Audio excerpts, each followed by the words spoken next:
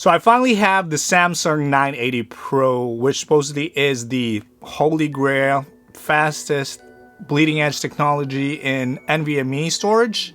But is it really worth the price compared to my ADATA SX8200 Pro? Let's find out. But before all that, don't forget to smash the like button, and if you're new to the channel, consider subscribing.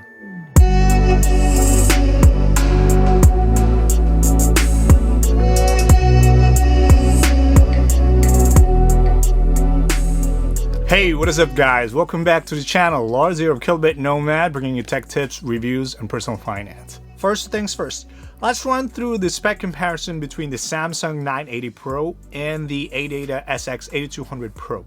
Both of them have 1 TB of storage. Now, the ADATA has a maximum sequential read of 3,350 megabytes per second, while the Samsung has up to 7,000 megabytes per second in sequential read. Now, as for the maximum sequential write, the ADATA has a maximum of up to 2,800 megabytes per second, while the Samsung has up to 5,000 megabytes per second. That number alone means that the Samsung 980 Pro has double the performance or double the speed of the ADATA, but you're not really going to get all those maximum numbers all the time, especially in real-life application. So if you want to compare it through the numbers or the benchmark, it looks really good on paper. In real life though, we're gonna find out after I unbox the Samsung 980 Pro. Moving on, the ADATA has a 4 KB random read of up to 390,000 IOPS or input-output performance per second, while the Samsung 980 Pro has up to 1,000,000 IOPS or input-output performance per second. And for the random write, the ADATA has up to 380,000 IOPS, while the Samsung 980 Pro has up to 1,000,000 IOPS as well. Now, all those numbers are pretty good in favor of the Samsung 980 Pro, but the price tag of that is $230 plus tax, depending on where you live, while the ADATA is almost half the price for around $120 or less, depending on the discount and all. One thing to note though is, although the ADATA is half the price or a lot cheaper than the Samsung 980 Pro, they don't really have the cloning software when you are first time installing it, especially when you're coming from another NVMe drive or an SSD drive, while the Samsung has their Samsung Magician cloning software, which is really good actually. They can clone easily in Windows. Unfortunately in Mac OS, if you're trying to do a Hackintosh or some sort, you're gonna have to resort to another software for that. Now it's time to open this box and see what's included inside. First thing I noticed from the box is that the opening is on the side compared to other boxes, which is from the top. And it does not have as much as features being stamped on the box or in the front or at the back compared to other brands or other NVMEs like my ADATA SX8200 Pro. And as soon as you take the contents out, you can see directly the NVMe, which is encased in a transparent plastic. And there is a manual which is inside, which was kind of tricky to take out actually. I was trying to find how to take this out, but in order to take it out, you have to pull the inside layer or the case that's holding the NVMe. And there you'll see the pretty much the manual. And there's only one there actually. Samsung is so confident with their NVMEs or their products that they are not really boasting any of the other features that's inside it. What I think is that Samsung knows that their product is well known as being the fastest, and they have the reputation, especially coming from the 970 Pro. Even the 970 EVO was already faster than everyone else. But again, their downside is Samsung tends to be pricey. So let's try to install this bad boy and run some simple speed tests compared to my ADATA.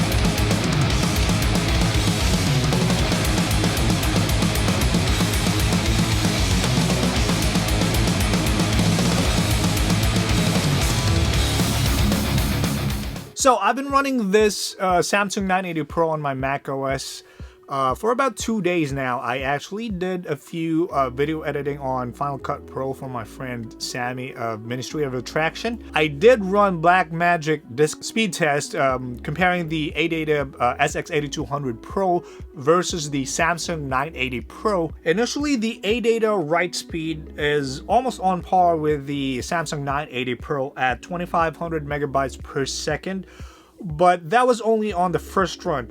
After that, the second run, it went down to 1500 megabytes per second, and then on the third, it was around 1100 and so on.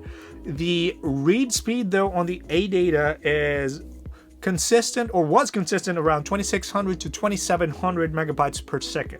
Now the Samsung throughout the test on the write speed was consistent, just right under 3200 megabytes per second, and the read speed was just over 3000 megabytes per second, and that was consistent.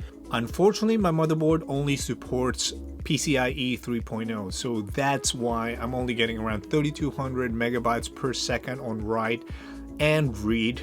It's pretty much maxing out the PCIe 3.0 lanes.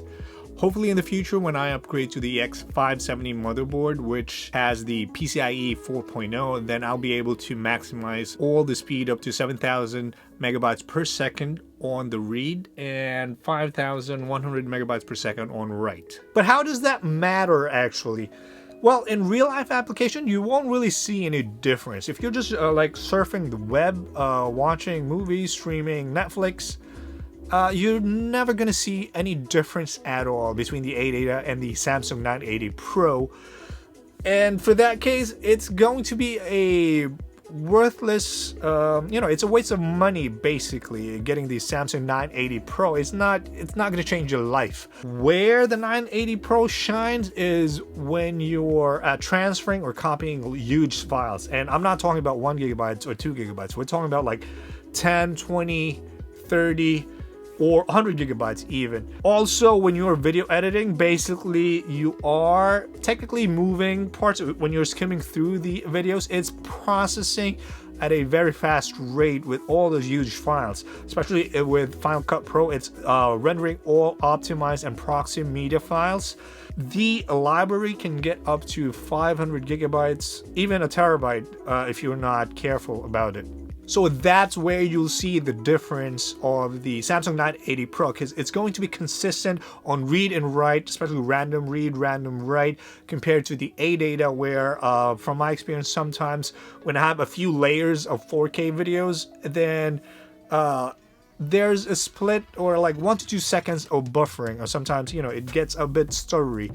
Not much, it's not really a big deal, but with the Samsung 980 Pro, it's smooth as, buttery smooth rather. Other than that, it's not really worth the price tag of $230 if you're just doing, like I said, web surfing, doing some documents, movies, streaming, and all that. Now, would I really recommend the Samsung 980 Pro? Well, if you want the bleeding edge technology, the fastest, you don't care about money, then sure, go ahead, get the fastest SSD or NVMe that you can buy right now for consumer, at least. But if you really want a more bang for your buck, I think the ADATA SX8200 Pro is still way better, especially for the price per gigabyte compared to the Samsung 980 Pro. It's half the price for almost, you will never really see the difference unless you are really dealing with huge files like, video editing like I'm doing, and if you're dealing with 4K, 8K videos and all that. But the rest of it, there's not really a big difference. You will not see any difference at all. When you're gaming, you will not see the difference. All the load times is pretty much going to be the same. You won't be able to push the Samsung 980 Pro to the to the max. Even the ADATA, it's pretty much fast for gaming. You will not see any difference. Like I said, I've been saying that like a broken record now. Okay, that's it for this video, guys. Don't forget to smash the like button again and consider subscribing if you haven't yet. I'm Lars of Killer Bit Nomad. See you in the next video.